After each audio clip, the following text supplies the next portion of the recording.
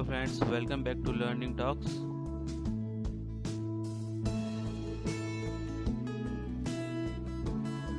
So friends, session में हमने spray flow से रिगार्डिंग एक कैलकुलेशन किया था जिसमें हमको ये पता चला था कि टोटल वाटर का रिक्वायरमेंट हमको कितना रहता है। आई होप कि आपने वो सब वीडियो ज़रूर देखे होंगे। अगर नहीं देखे होंगे तो डिस्क्रिप्शन में मैंने उसकी लिंक दी हुई है, आप उसको वहाँ से ज़रूर देखिए। चलिए आगे बढ़ते हैं। अब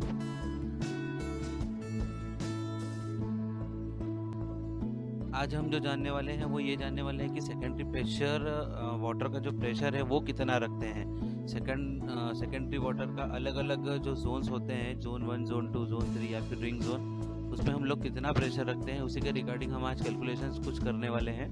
तो उसमें सबसे पहले ये चीज़ आएगी कि स्प्रे नोजल्स जो है उसकी इम्पोर्टेंस क्या है। मतलब कि you should know that spray nozzles are designed on some specific pressure. आपको ये पता होना चाहिए कि नोजल्स जो है वो किसी एक पर्टिकुलर प्रेशर के ऊपर में डिज़ाइन होते हैं। हम हमारे केस में यहाँ पे 2.5 से लेके 2.8 बार के बीच में लेंगे। देखते हैं 2.8 से और 5 से लेके 2.8 के बीच में इसका यूज़ कैसे और कहाँ होगा। चलिए आगे बढ़ते हैं।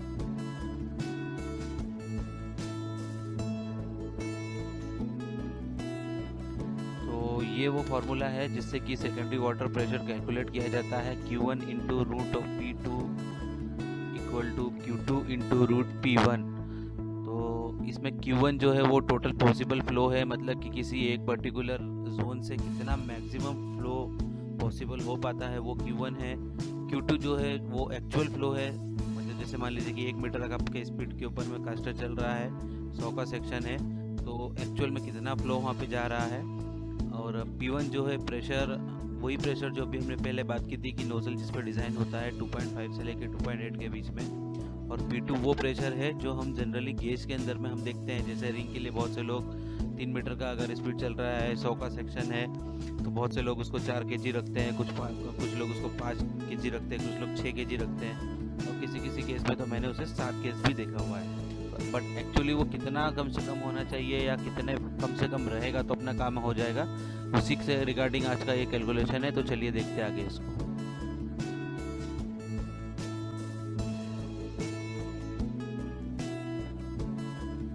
Hello friends, welcome back to learning talks. दोस्तों, अगर आपने अगर चैनल सब्सक्राइब नहीं किया है तो जल्दी से चैनल को सब्सक्राइब कर लीजिए और बेल आइकन को दबाना ना भूलिए। तो चलिए हम स्टार्ट करते हैं। हमने हमारे पार्ट 1 में सेकेंडरी कूलिंग का जो पार्ट 1 है उसमें टोटल वाटर रिक्वायर्ड कितना रहता है सेकेंडरी कूलिंग के लिए वो हमने निकाला था।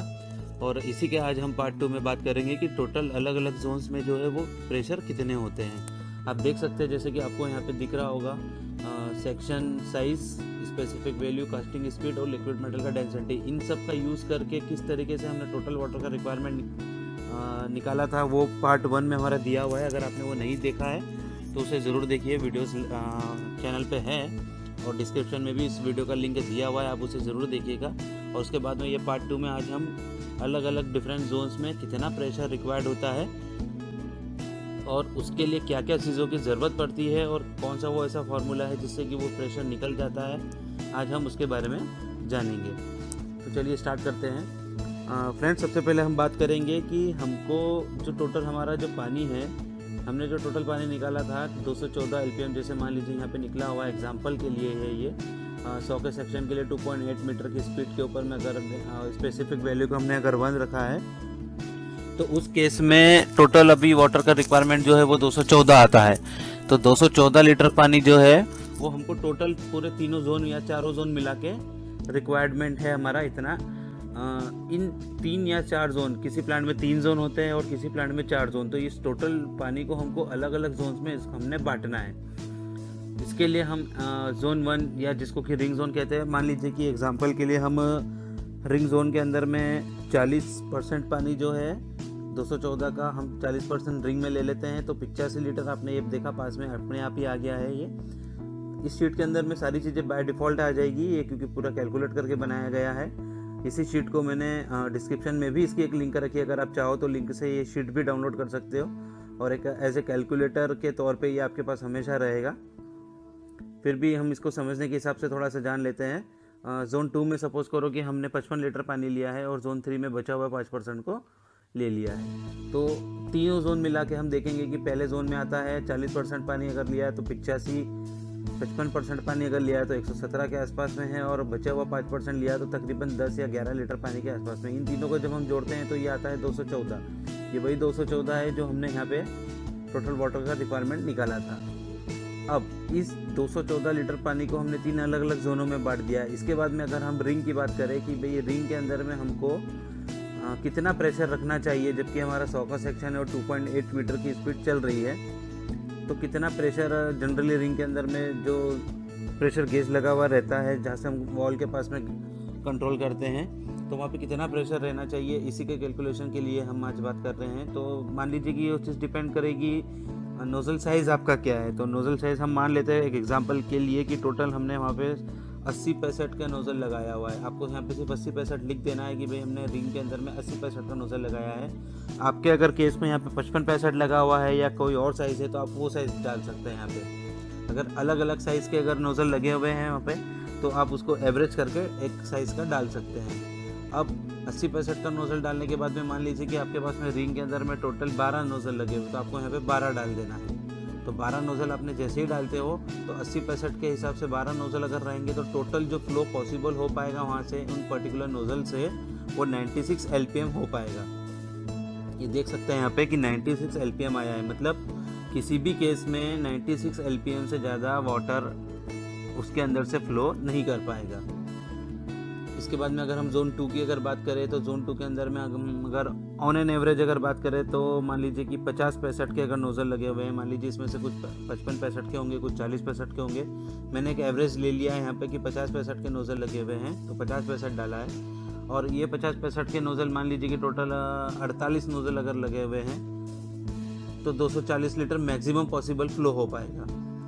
ये जो है मैक्सिमम पॉसिबल फ्लो जो है वो 240 लीटर का हो पाएगा, जबकि नोज़ल कितने हैं टोटल 48 है और नोज़ल का साइज़ क्या है 50-65। इसी तरीके से जोन 3 जिसकी कि ज़्यादातर हमें ज़रूरत होती नहीं है, तो उसके अंदर में जैसे मान लीजिए कि 20-65 के या 25-65 के नोज़ल लगे हुए हैं। मान लीजिए 20-65 अगर हम ले लेते हैं, 20-65 के अगर नोज़ल लगे हुए हैं और 20-65 के नोज़ल मान लीजिए कितने लगे हुए हैं, मान लीजिए 20 ही नोज़ल लगे हुए हैं। एक जोन में 5, एक स्प्रे पाइप के ऊपर में 5, तो ऐसे 4 मिला के लेफ़्ट राइट इनर आउटर चारों मिला के ऐसे मान लीजिए कि 20 लगे हुए हैं, तो टोटल LPM आपका मैक्सिमम पॉसिबल फ्लो कितना हो पाएगा, उसमें से 40 लीटर का हो पाएगा। अब ये जो निकला है यहाँ पे लास्ट में जो आप देख रहे हैं ये 96, 240 और 40 ये मैक्सिमम पॉसिबल फ्लो है। 12, 48 और 20 ये जो तीन हैं 12, 48 और 20 ये जो है ये आपके नंबर ऑफ नोज़ल्स है कि किस जोन में कितने नोज़ल लगे हुए हैं, और ये जो है उसके अलग अलग नोज़ल के साइज़ हैं। इन तीनों चीज़ों के हेल्प से, और एक और चीज़ जो है यहाँ पे ये है एक्चुअल फ्लो। एक्चुअल फ्लो का मतलब ये है कि यहाँ पे आपने 214 लीटर ये जो पानी दिया है इसको जो 3 भागों में अलग अलग बांटा था परसेंटेज के हिसाब से, इसमें एक्चुअल फ्लो आपका कौन से जोन में कितना हो रहा है तो उस फ्लो के हिसाब से ही आपका प्रेशर डिसाइड हो पाएगा। अब इसको हमारे पास में प्रेशर निकालने के लिए हमारे पास में एक फॉर्मूला होता है Q1 × √2 = Q2 × √P1 बराबर। तो अब Q1 को हम बोलते हैं कि मैक्सिमम पॉसिबल फ्लो। इसका मतलब ये जो सबसे पहले वाली आइटम दी हुई है मैक्सिमम पॉसिबल फ्लो, जिसमें कि 85.68, 117.81 और 10.71, ये अलग अलग जोन के लिए अलग अलग Q1 की वैल्यू हो जाएगी। अब इसके बाद में Q2 मतलब कि जो सबसे लास्ट वाला दिया हुआ है, एक मिनट सॉरी मैं आपको थोड़ा गलत बता दिया। Q1 मतलब 96, 240 और 40 ये जो है हमारे Q1 वाली सबसे लास्ट वाली जो वैल्यू है ये Q1 रहेगी maximum possible flow.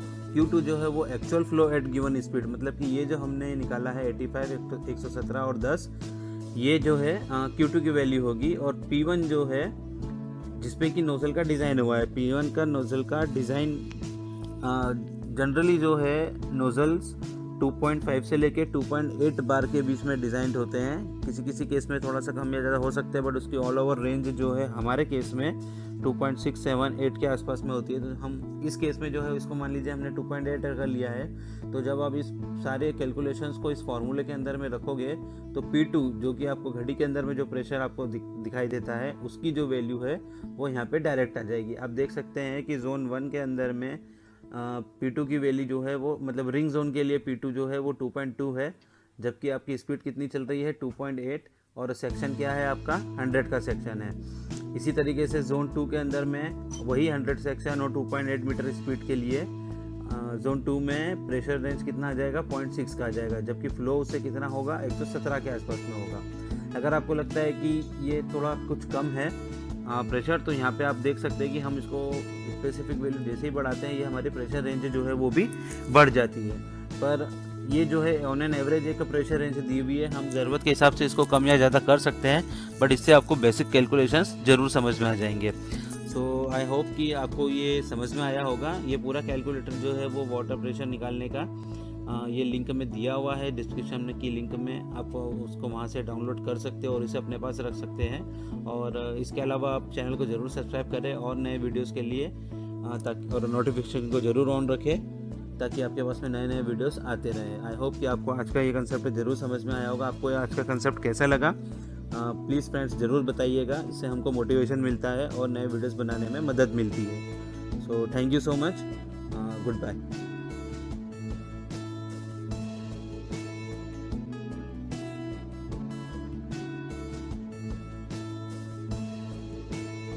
Thank you for watching friends. आपको आज का ये वीडियो कैसा लगा ज़रूर बताइएगा। इस वीडियो को ज़रूर शेयर कीजिए, लाइक कीजिए, कमेंट कीजिए और चैनल को सब्सक्राइब करना ना भूलें। ये जो फार्मूला आज बताया था ये टेंटेटिवली इससे जो भी रीडिंग आ रही है वो लगभग सही रीडिंग आएगी आपको। इसमें एक दो चीज़ें जो हमने नहीं ली हुई कैलकुलेशन में, आने वाले वीडियोस में हम उससे भी कैलकुलेशन में लेंगे तो आपको एग्जैक्ट वैल्यूज़ भी पता चल जाएगी। बट टेंटेटिवली ये वीडियोस इस वीडियो से आपको बेसिक आइडिया ज़रूर क्लियर हो जाएगा। तो आई होप कि आपको ये पूरा समझ में आया होगा। किसी भी तरह की कुछ भी क्यूरी हो तो आप कमेंट बॉक्स में पूछ सकते हैं और चैनल को आप सब्सक्राइब कीजिए। Thank you, bye bye.